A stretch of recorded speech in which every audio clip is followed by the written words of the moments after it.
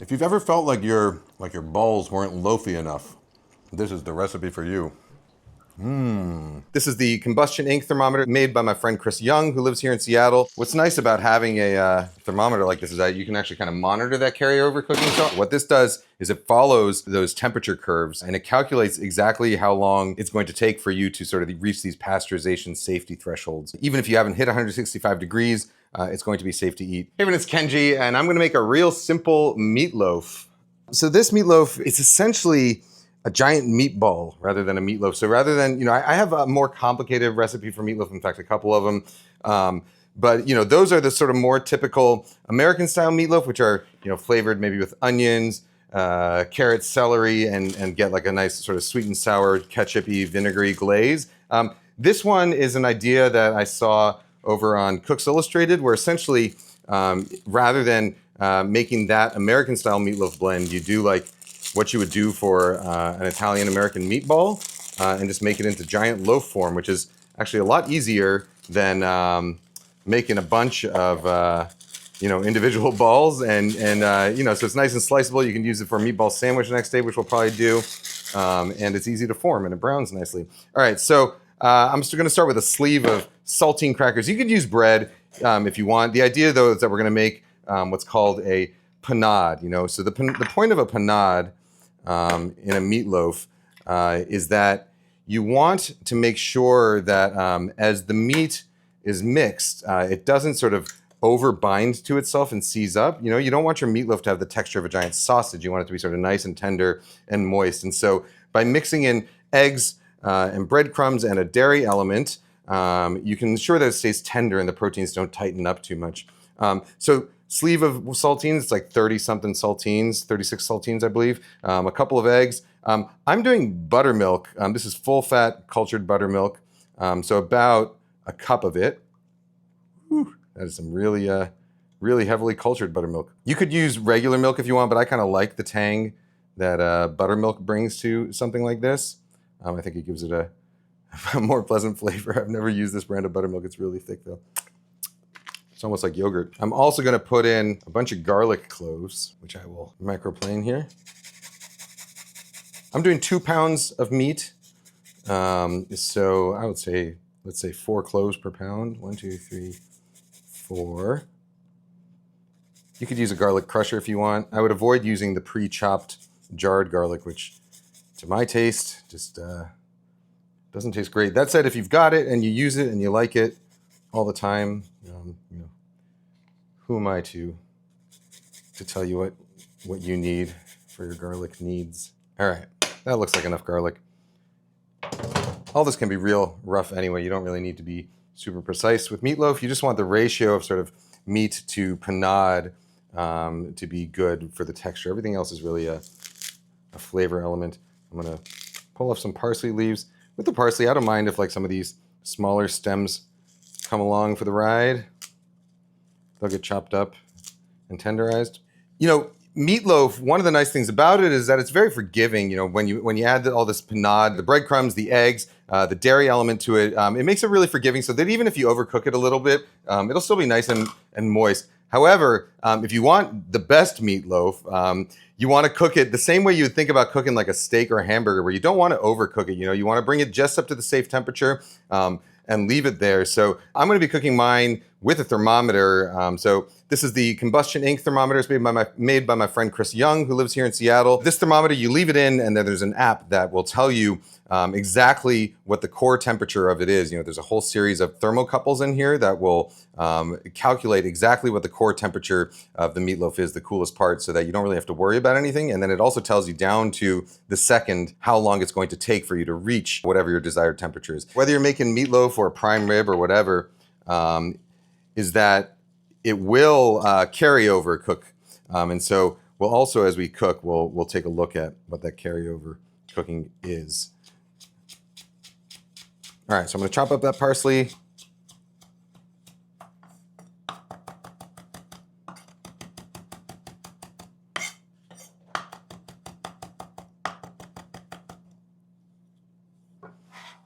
All right, parsley in. You could do basil if you want, or oregano, whatever flavors you typically like to put into your into your meatloaf. Saltines are salty on their own, so you don't need a ton of extra salt, but I'm going to put some extra salt in there, as well as plenty of black pepper. So what I'm trying to do right now is essentially make a combination of all of the ingredients that I'm going to be using to flavor this meatloaf, mixing it into my panade, so that once I add my meat, it's as little sort of working it as possible. You don't want to overwork your meat. So this is Romano cheese. You could also use Parmesan. Romano is a sheep's milk cheese, so it has a little bit more funk to it, but you can use whatever hard grating cheese you have.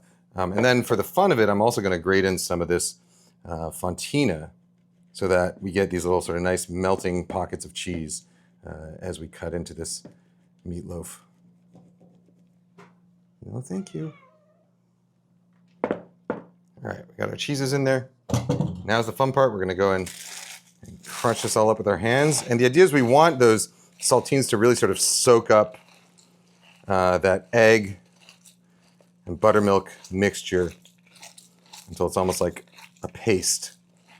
This is if you've got an Elysian wombat at your house like I do, this is a good job for them. Elysian wombat are 3 and 8.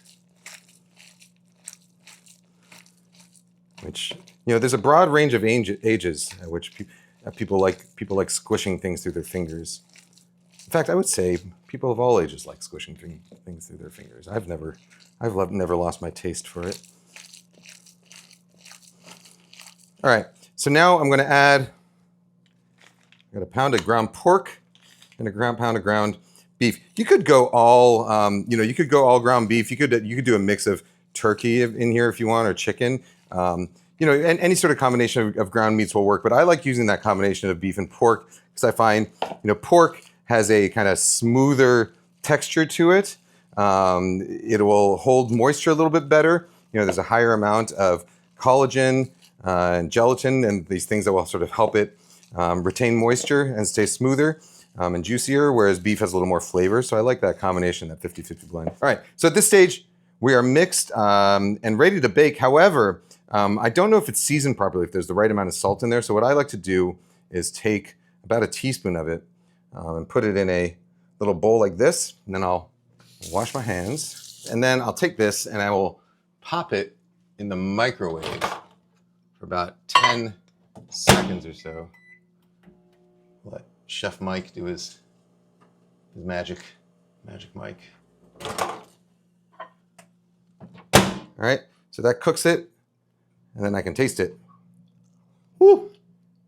Oh, hot AF.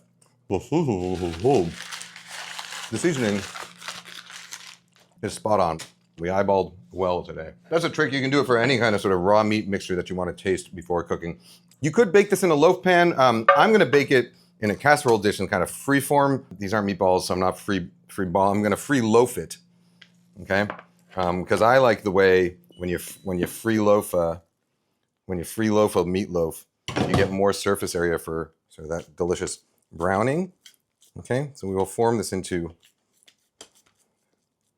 a giant. There's no way around the fact that meatloaf is just kind of a vulgar, a vulgar looking thing. It's just a loaf of meat. However, it is delicious and economical.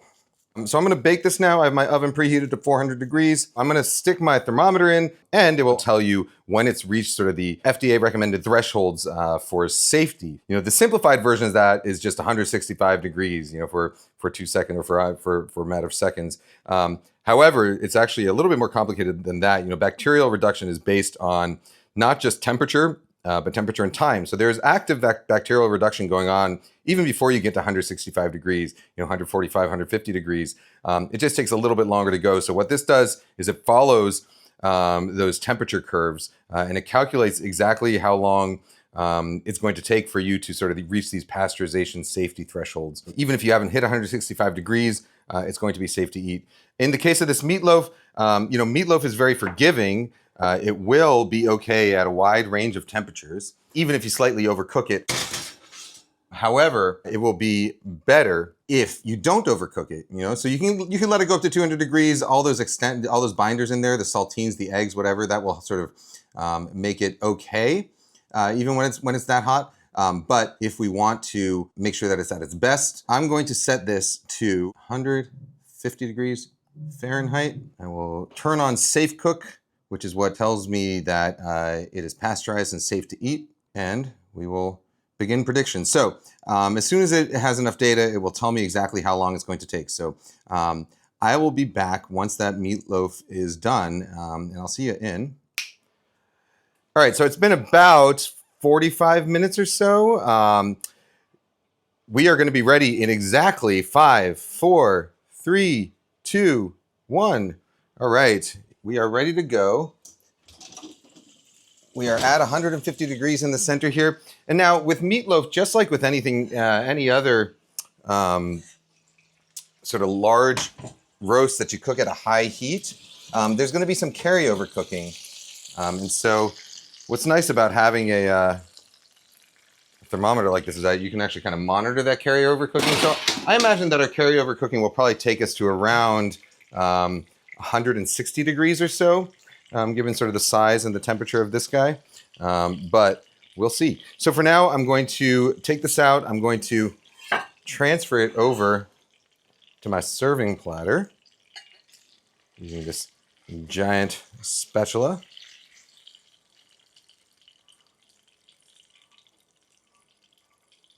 Mamma mia.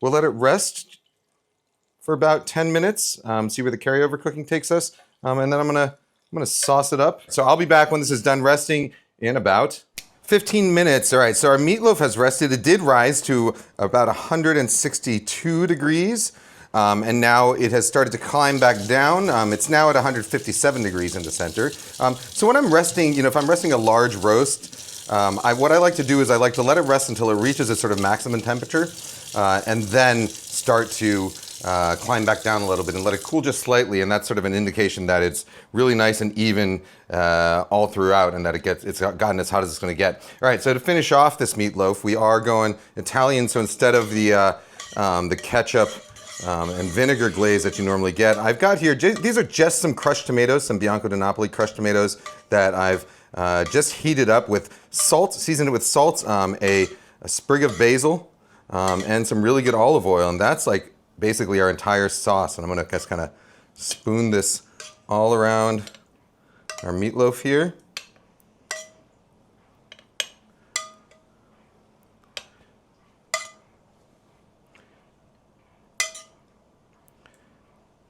This is actually how they recommended serving. I said that this concept came from Cooks Illustrated, and this is actually how they recommended serving it in a nice little sort of pool of sauce here, and I think that looks great. Let's finish this off with a grating of Pecorino Romano. You could do Parmesan, Grana Padano, any kind of good grating cheese will work here.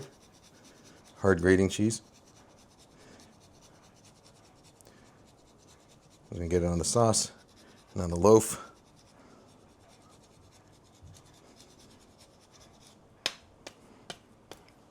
And then sprinkle of some more of that parsley. You could also do basil if you'd like.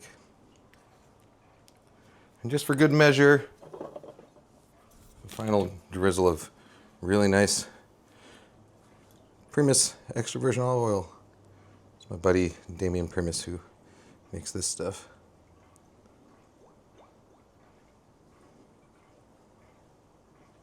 All right, I think this looks great. I'm gonna cut off a slice and plate it up and see what it looks like on the inside.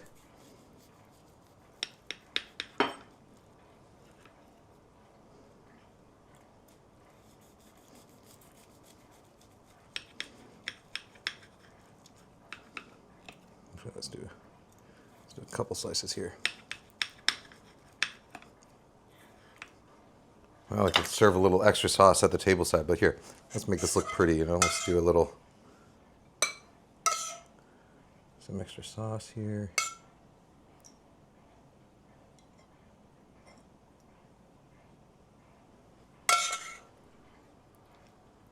Ooh, look at that. Nice. tender, juicy texture.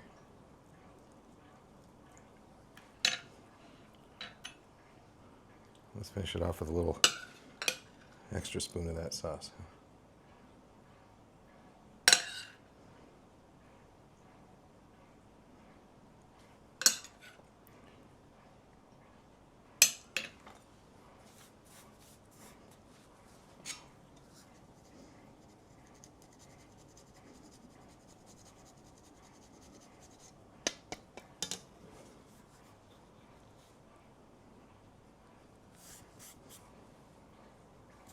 All right, let's try it.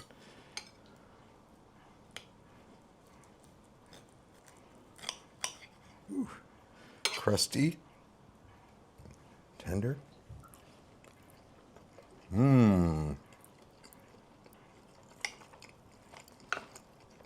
Wow. If you've ever felt like your balls weren't loafy enough, this is the recipe for you. I think my kids will love this. All right, so we made essentially what is a giant Italian meatball in meatloaf form. So I made a panade out of saltine crackers and eggs, buttermilk, Romano cheese, garlic, and parsley as the flavor base. And then I mixed that up with some ground pork and ground beef so that I could get some nice meaty flavor as well as sort of a nice smooth, juicy texture from the pork. Mixed it up, combined it just until it was combined, and then packed it into a loaf shape, roasted it until it was nice and brown on the outside, hit exactly 150 degrees in the center using my Predictive Thermometer from Combustion Inc. We pulled it out, rested it, and then topped it with a very, very simple tomato sauce.